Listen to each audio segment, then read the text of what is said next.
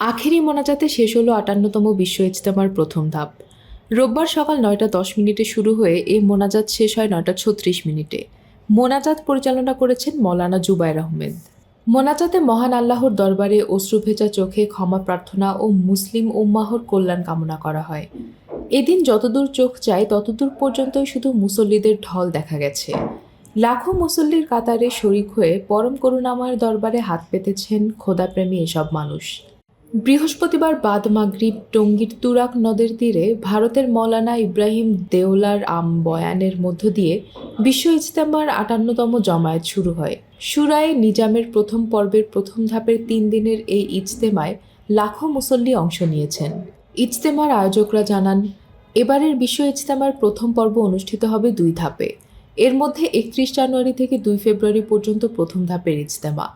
এ ধাপে অংশগ্রহণ করেছে ৪১ জেলা ও ঢাকার একাংশের মুসল্লিরা। এরপর আগামী ৩ ফেব্রুয়ারি থেকে ৫ ফেব্রুয়ারি অনুষ্ঠিত হবে দ্বিতীয় ধাপের ইজতেমা। এ ধাপে অংশ নেবেন ২২ জেলা ও ঢাকার বাকি অংশের মুসল্লিরা। ৮ দিন বিরতি দিয়ে ১৪ ফেব্রুয়ারি থেকে দ্বিতীয় পর্বের বিশ্ব ইজতেমার আয়োজন করবেন ভারতের মৌলানা সাদ অনুসারীরা। ১৬ ফেব্রুয়ারি আখেরি মোনাজাতের মধ্য দিয়ে শেষ হবে ২০২৫ সালের বিশ্ব ইজতেমা। বাংলাদেশে বিশ্ব ইজতেমার প্রথম আয়োজন হয়েছিল ১৯৪৬ সালে কাকরাইল মসজিদে। দিন দিন লোকসংখ্যা বেড়ে যাওয়ায় চট্টগ্রামের হাজী ক্যাম্প, নারায়ণগঞ্জের সিদ্ধিরগঞ্জের পর ১৯৬৭ সাল থেকে টঙ্গীর তুরাগ তীরে নিয়মিত আয়োজন হয় বিশ্ব ইজতেমার।